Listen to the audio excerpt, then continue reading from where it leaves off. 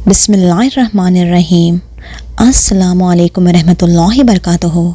आज मैं फिर से आपके लिए एक नई और ख़ौफनाक कहानी लेकर आई हूँ। इससे पहले नए आने वाले फ्रेंड से रिक्वेस्ट है कि वो मेरे चैनल मरियम कहानी हब को सब्सक्राइब करें और बेल नोटिफिकेशन को ऑन कर दें ताकि हमारी तमाम अपडेट्स आप तक पहुँचती रहे। शाम के 6 बज रहे थे। उसी वक्त मेरा मोबाइल बज उठा। सामने शुएब था। हमेशा की तरह वो मुझसे प्यार से बोला, जान क्या कर रही हो? मैंने कहा कुछ नहीं, बस अब ऑफिस से निकलकर पीजी जाऊंगी। और सामने से जो सुना उस पर भरोसा नहीं हुआ। शुएब बोला, जान पैकिंग कर लो, हम घूमने जा रहे हैं। आज फ्राइडे है, मंडे भी ऑफ है और ट्यूसडे की मैं छुट्टी ले लूँगा। तुम बस पैकिंग करो और रास्ते के लिए कुछ खाना पैक कर लेना, मैं जल्दी पहुंचता हूँ। शुएब भी ना सरप्राइज़ कर देता है कभी कभी। पिछले 1 महीने से इसी बात पर हमारी बहस चल रही थी। मैं उसे कह रही थी लॉन्ग वीकेंड आ रहा है, प्लान बनाओ, पर उसने अपने घर जाने की रट लगा रखी थी। हम दोनों एक ही जगह जॉब करते थे लेकिन अलग अलग पीजी में रहते थे। हफ्ते में 3-4 बार एक दूसरे से मिल लेते थे, लेकिन वीकेंड आने पर शुएब का घर जाना ज़रूरी होता क्योंकि उसके मम्मी पापा उसका रास्ता देखते थे। मेरा अपना कहने को दुनिया में कोई नहीं था, बस मेरे चाचा थे जिन्होंने मुझे बचपन में पाल दिया, पढ़ा लिखा दिया। लेकिन उनके गुजरने के बाद उनके घर वालों को मेरा उनके घर में रहना पसंद नहीं था, इसलिए मैं पिछले 2 साल से पीजी में रहने आ गई थी। यही शुएब से मुलाकात हुई और कब मुलाकात प्यार में बदल गई पता ही नहीं चला। शुएब के साथ वो भी फर्स्ट टाइम लॉन्ग वीकेंड गुजारने का सोचकर ही मैं तो खुशी से फूली नहीं समा रही थी। मैंने जल्दी से पैकिंग की और तैयार ही थी कि इतने में शुएब ने मिस कॉल दी, यानी कि वो आ गया था। जल्दी से मैंने गाड़ी में सामान रखा और बैठ गई। शुएब ने कहा, रुबीना बी रेडी, इस बार हम खूब एंजॉय करेंगे। हम पूरी रात ड्राइव कर रहे थे और जब सुबह की पहली किरण दिखाई दी तो हम ऊटी के एक छोटे से हिल स्टेशन पर पहुंच चुके थे। वहां हमने थोड़ा इधर उधर घूम घाम कर देखा। हमें रहने के लिए नदी किनारे एक खामोश सी कॉटेज मिल गई। रूम बहुत बढ़िया था, बड़ी बड़ी खिड़कियां और सामने खूबसूरत नदी। शुएब जानता था मेरी पसंद, इसलिए उसने इस तरह का कमरा हम दोनों के रहने के लिए बुक किया था। हमने जल्दी से फ्रेश होकर पहले अपनी नींद पूरी करने का प्लान बनाया क्योंकि काफ़ी लंबे सफ़र की वजह से थकान भी बहुत ज़्यादा हो रही थी। मेरी आंख सोकर लगभग 3 बजे को खुली। शुएब अभी भी सो रहा था। मैंने अपने मुंह पर थोड़ा सा पानी मारा, फ्रेश हुई और खाने के लिए कुछ ढूंढने लगी। तभी मुझे लगा जैसे कोई गुनगुना रहा है। मैंने दरवाज़ा खोला तो लॉबी की आखिरी हिस्से में बड़ी सी खिड़की पर एक लड़की अपना सिर टिकाए खोई हुई सी गुनगुना रही थी। उसकी पीठ मेरी ओर थी और उसके बाल घुंघराले बिखरे हुए काले सियाह थे। मुझे लगा यहाँ कोई और भी है। चलो अच्छा है, साथ में कोई और अपनी उम्र का है तो दिल अच्छे से लगा रहेगा। खिड़की के बाहर ताज़ी हवा खाते हुए इतना सोचते हुए मैं देख ही रही थी कि इतने में मुझे शुएब ने आवाज़ दी, जान कहाँ गई? तभी उस लड़की ने मुझे मुड़कर देखा। वो बहुत ही ज़्यादा खूबसूरत और दूध की तरह गोरी थी। मुझे देखकर वो मुस्कुरा दी और मैं भी उसे देखकर मुस्कुराने लगी। शुएब के आवाज़ लगाने के बाद मैं खिड़की के पास से हट के अंदर आई तो शुएब ने कहा, जल्दी से तैयार हो जाओ, बाहर जाते हैं खाने के लिए। हम दोनों तैयार होकर लगभग 5 बजे के करीब कस्बे की ओर निकले। मैं और शुएब दोनों भूख से परेशान थे। आगे कुछ ही दूरी पर एक छोटा सा ढाबा दिखाई दिया। वहाँ हमने चाय और आलू के पकौड़े खाए। ढाबे का मालिक एक बूढ़ा सा आदमी था। वो कहने लगा, आप लोग कहाँ रुके हो? हम लंच बॉक्स भी भेज सकते हैं। जब हमने बताया हम कहाँ रुके हैं तो उस बूढ़े आदमी और उसके आसपास खड़े 2-4 लोगों की आंखें सुनते ही फटी की फटी रह गई। कोई कुछ बोला तो नहीं, लेकिन कानाफूसी होने लगी। मुझे थोड़ा अजीब लगा, पर हम उस वक्त वहां से निकलकर नीचे बाजार की तरफ घूमने निकल गए। आते वक्त रात के 9 बज गए थे, इसलिए हमने बाहर से ही खाना पैक करवा के कॉटेज पर पहुंचे। कॉटेज पर पहुंचने के बाद शुएब ने वेटर से पूछा कि यहाँ आसपास कोई खाने की अच्छी होटल नहीं है क्या? तो उसने बताया यहाँ सिर्फ ब्रेकफास्ट और चाय कॉफ़ी ही मिल सकती है, पर पीछे की तरफ किचन है जहाँ आप खुद खाना बना सकते हैं। उसके बाद शुएब उससे आसपास घूमने की जगह पूछने लगा और मैं रूम की तरफ बढ़ चली। लॉबी पर पहुंचते ही मुझे ठंडी हवा का एहसास हुआ।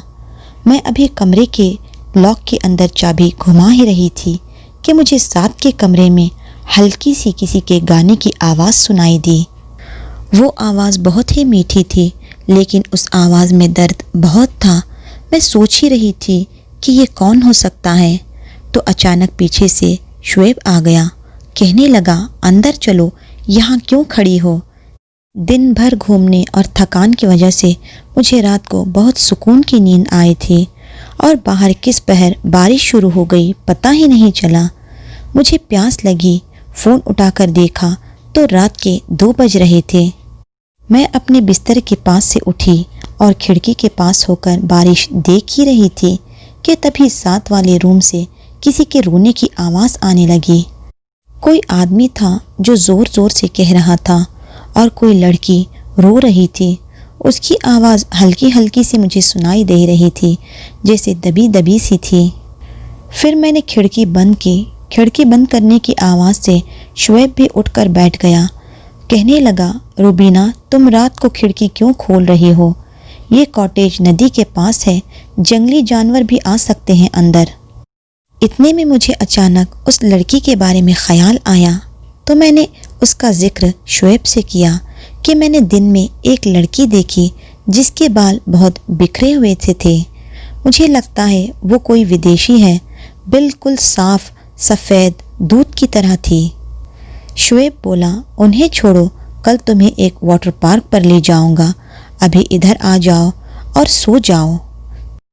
काफ़ी अच्छी नींद पूरी करने के बाद सुबह मुझे बहुत फ्रेश महसूस हो रहा था। हम जल्दी से नाश्ता करके वाटरफॉल की तरफ निकल पड़े। जाते जाते रूम के वेटर ने कहा, आप वाटरफॉल नीचे से ही देखिएगा, ऊपर चोटी पर मत जाइएगा। उस चोटी से फिसलकर बहुत सारे लोग जान गंवा चुके हैं। लगभग 3 किलोमीटर की ट्रैकिंग करके हम उस वाटरफॉल तक पहुंच पाए। इतने में शुएब को किसी की कॉल आ गई और वो बात करने में मशगूल हो गया। मैं कैमरा लिए थोड़ा और ऊपर चढ़ के शुएब की फ़ोटो खींच रही थी कि इतने में मैंने देखा अचानक मेरे सामने वही लड़की आकर तेज़ रफ्तार से गुजर गई। वो बहुत तेज़ी से आगे बढ़ रही थी। मैं लगभग भागते हुए उसके पास पहुंची और मैंने उसे पकड़ने के लिए हाथ बढ़ाया ही था कि वो अचानक पीछे पलट गई। मैंने कहा, हेलो। वो मुस्कुरा दी। मैंने बात आगे बढ़ाते हुए कहा, आर यू अलोन हियर? उसने ना में सिर हिलाया। उसका चेहरा गोल और बहुत गोरा था, पर आंखें एकदम काली, उसके बालों की तरह वो बेहद खूबसूरत लग रही थी। फिर मैंने उससे पूछा, आर यू अलोन हियर? तो वो हल्के से हंस दी। इतने में शुएब मुझे ढूंढता हुआ वहाँ पर आ गया।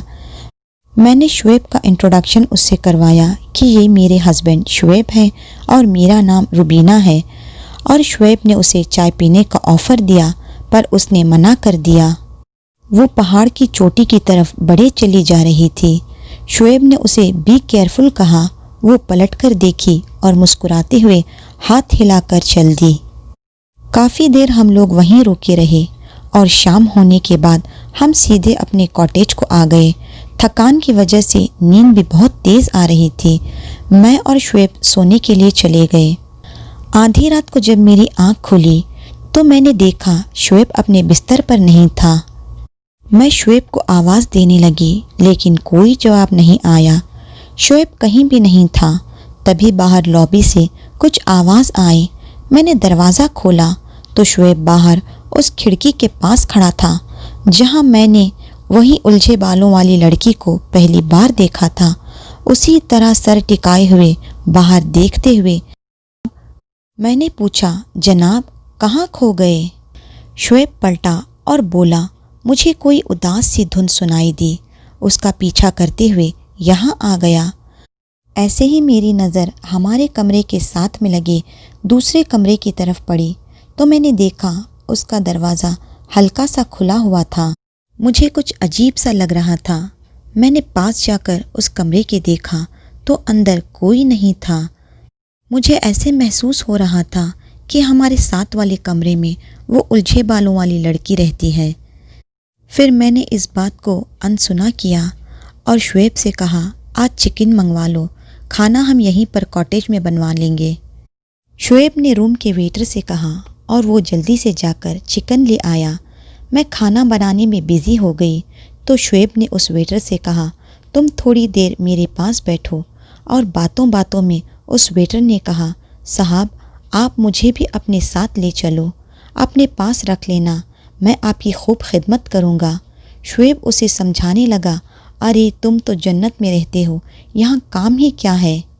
फिर वेटर ने कहा, साहब पिछले कुछ महीनों से आप ही अकेले गेस्ट हो। मैं और शुएब एक दूसरे की शक्ल देखने लगे।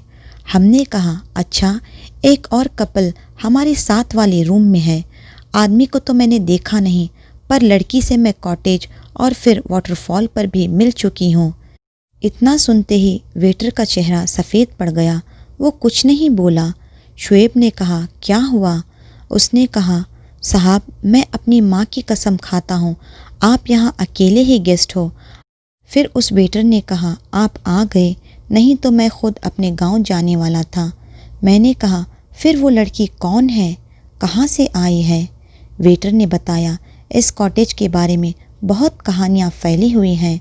ये बहुत पहले अंग्रेज़ों के ज़माने में किसी साहब बहादुर का घर हुआ करता था और यहाँ कुछ मौतें भी हुई थी।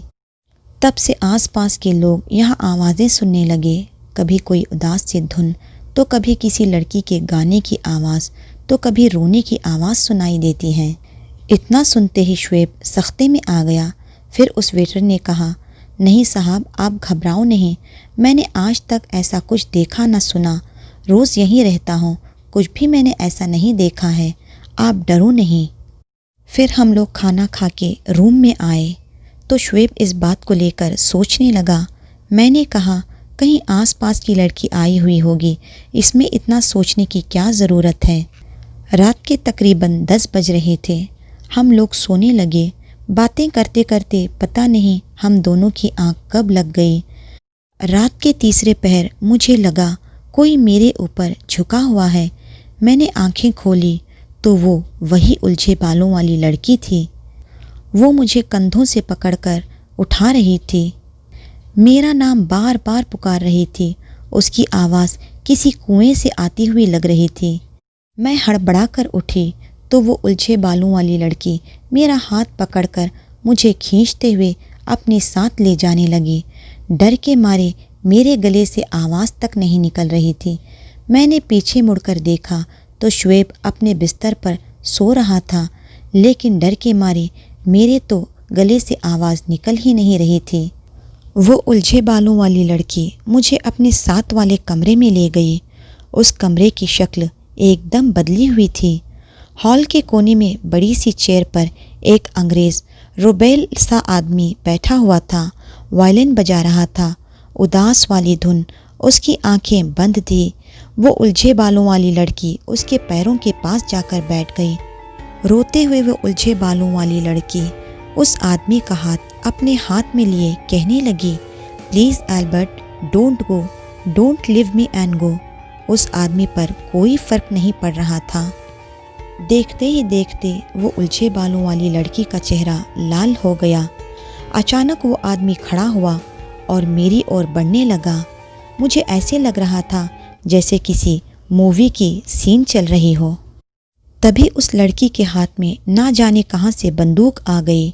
फिर वो बोली, एल्बर्ट स्टॉप, पर वो आदमी आगे बढ़ता ही जा रहा था और फिर एक धमाका और ढेर सारा धुआं, और तब पहली बार मेरे गले से चीख निकली। शुएब और वो वेटर भागते हुए मेरे पास आए। मैं उस कमरे में एक ही जगह पर खड़े हुए लगातार चीखे जा रही थी। वहाँ कुछ भी नहीं था। शुएब मुझे उठाकर अपने कमरे में ले आया, मुझे पानी पिलाया। मैं पसीने में भीगी हुई थी। वो बार बार मुझसे पूछ रहा था, क्या हुआ क्या हुआ, पर मैं कुछ बता नहीं पा रही थी। फिर कब मैं बेहोश हो गई मुझे पता ही नहीं लगा।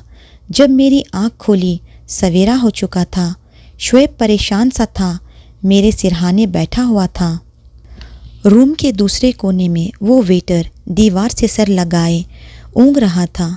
मैंने उठने की कोशिश की तो शुएब ने मेरी मदद की। ऐसे महसूस हो रहा था जैसे मैं काफ़ी अरसे से बीमार हूँ और मुझे कमज़ोरी भी बहुत महसूस हो रही थी।